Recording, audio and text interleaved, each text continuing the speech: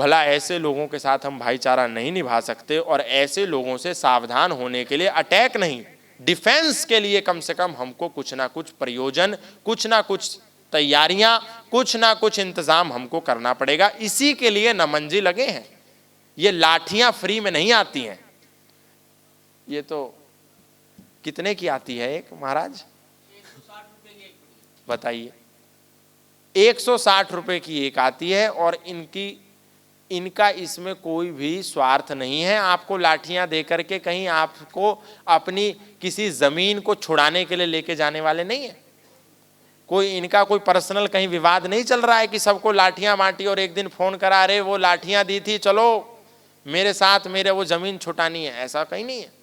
ये हम सबको जागरूक करने के लिए कर रहे हैं, अपनी जेब से कर रहे हैं, लोगों के परस्पर सहयोग से कर रहे हैं। तो इसमें हम मिनिमम से मिनिमम क्या कर सकते हैं, कम से कम अपनी क्या भूमिका निभा सकते हैं, इस सिद्धांत को, इस विचार को क्या हम किसी तक पहुंचा सकते हैं। इन्होंने लाठियों का काम लिया, कोई ऐसा व्यक्ति धनाढ्य हो जो गीता का काम ले ले कि हम श्रीमद् भगवत गीता को नौजवानों में बांटेंगे। हम सब एक दूसरे से प्रेरणा लेकर के, अभी क्योंकि युद्ध स्तर पर हमको काम करना होगा। और आप कह रहे थे कि लोग नहीं आए, ज्यादा लोगों की आवश्यकता भी नहीं है, क्योंकि जो वैचारिक परिवर्तन होते हैं, तलवार नहीं, अभी हमको विचार से लड़ने की आवश्यकता है, और विचार से लड़ने के लिए हमको बड़े चुनिंदा लोग चाहिए। भारत को आजाद कराने में कोई करोड़ों लोग नहीं थे, चुनिंदा लोग थे। तो यहां जो आए हैं, ये सब दूध पर जो मलाई आती है वो थोड़ी ही आती है, वो पूरा दूध मलाई नहीं होता।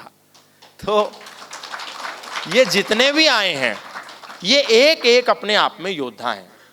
एक हमारे सन्यासी थे, वो देश दुनिया में प्रचार करते थे, बड़े बड़े उनके कार्यक्रम होते थे, व्याख्यान होते थे। तो एक व्यक्ति शिष्य आया और बोला, महाराज आप प्रतिदिन इतनी भाग दौड़ करते हो, इतने लोगों में व्याख्यान देते हो, इतने लोगों को जागरूक करते हो, इतने लोगों को उठाते हो, जगाते हो, झकझोरते हो, आखिर इन व्याख्यानों से क्या होगा, इन लोगों को जागरूक करने से क्या होगा?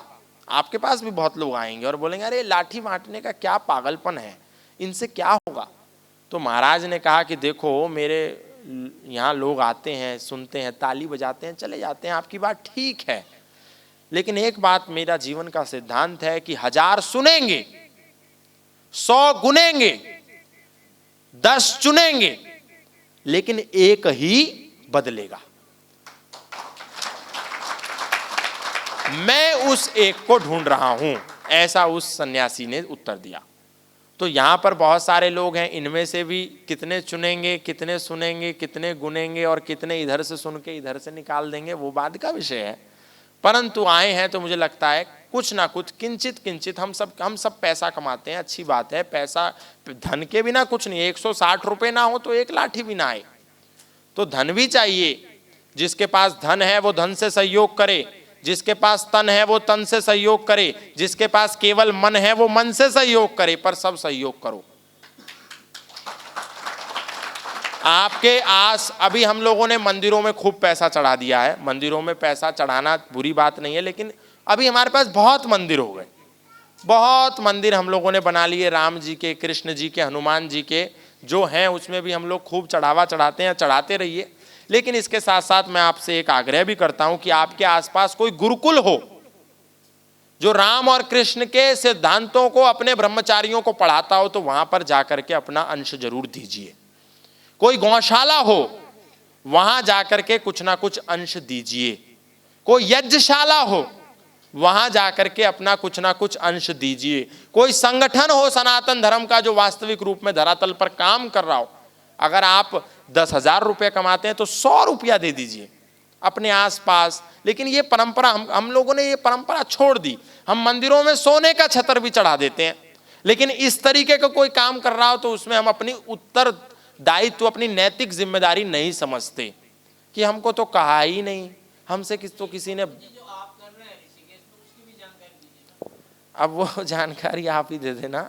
मैं एक उदाहरण, हाँ, तो मैं ये नहीं कहता कि हम जो बना रहे हैं या जो नमन जी कार्य कर रहे हैं इसमें ही दीजिए।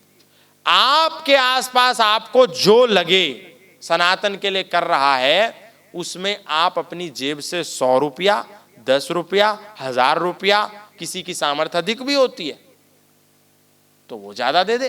तो ऐसे काम कीजिए, क्योंकि इस्लाम आप देखिए, किसी का भी निगाह पड़ा जाता है तो मदरसे में एक निर्धारित शुल्क की पर्ची कटती है, तब मौलवी निगाह पड़ता है। और हम क्या करते हैं, डीजे बजाते हैं, खूब पैसा खर्च करते हैं, मेहंदी वाली लड़कियों को बुलाते हैं, खूब पैसा लुटाते हैं, कॉकटेल पार्टी करते हैं, दारू वालों को खूब पैसा देते हैं, डीजे वाले से कभी बार्गेनिंग नहीं करते, कैटरिंग वाले से कभी बार्गेनिंग नहीं करते, रिजॉर्ट टेंट वाले से कभी बार्गेनिंग नहीं करते। पंडित जी जो शादी का, विवाह का मुख्य संस्कार कर्म कराने बैठते हैं, पहले तो उनसे एक शर्त रखते हैं कि पंडित जी जल्दी जल्दी कर दो, हमारे पास समय का बहुत अभाव है, और उसके बाद उनकी दक्षिणा पर हम बार्गेनिंग करते हैं। और फिर पंडित जी भी इतनी जल्दी करते हैं कि 6 महीने बाद ही तलाक हो जाता है। पंडित जी भी मजबूर हैं, यजमान ने इतना प्रेशर पंडित जी पे बना दिया तो पंडित जी क्या करें, पंडित जी तो यजमान के अनुसार चलते हैं। तो ऐसी बेवकूफियां भी हम बहुत करते हैं। शादी विवाह केवल मेहंदी से, हल्दी से, कॉकटेल से, मॉकटेल से, रोके से, एंगेजमेंट से, डीजे से, डीजे क्लब से, बैचलर पार्टी से नहीं होता। शादी विवाह का जो मुख्य संस्कार क्रम है वो यज्ञ अनुष्ठान के साथ ही और उसी में हम लोग ढिलाई बरतते हैं, उसी में हमारे पास टाइम खत्म हो जाता है। नाचने के समय किसी के पास समय की कमी नहीं होती, फोटोग्राफी के समय, प्री वेडिंग शूट के समय किसी के पास कमी नहीं होती। 5 लोकेशन सेट करके 10 जोड़ी कपड़ा बनवाते हैं 50-50 हजार के, कोई बार्गेनिंग नहीं करता। लेकिन पंडित जी को 5100 देने में कहते हैं, पंडित जी पिछली बार जब हमारे छोटे बेटे की हुई थी तब तो 1100 में हो गया था, अब आप 5100 मांग रहे हैं। तो ये इसलिए हो क्योंकि हम लोगों ने सही स्थान पर धर्म के रक्षक जो हैं, जिनकी वजह से धर्म बचा हुआ है, वहां देना हमने छोड़ दिया। तो ऐसा ना करें। इस्लामिक लोगों से बहुत सारी चीजें सीखने की भी हैं, बहुत सारी चीजें सतर्क होने की भी हैं, और बहुत सारी चीजें उनको उनकी समाज में उजागर करने की भी हैं। तो ये सब बातें मैंने आपसे कही। आशा है कि आप इन बातों पर चिंतन करेंगे, मनन करेंगे, मंथन करेंगे, विचार करेंगे, और इसको कहीं ना कहीं अपनी सामर्थ्य अनुसार जीवन में पालन भी करेंगे। इन्हीं शब्दों के साथ बहुत बहुत धन्यवाद, बहुत बहुत आभार। जय भारत माता की जय। अगर आप ये वीडियो YouTube पर देख रहे हैं तो हमारे चैनल को सब्सक्राइब करें और बेल आइकन को दबाना ना भूलें। अगर आप Facebook पर ये वीडियो देख रहे हैं तो हमारे पेज को लाइक करें।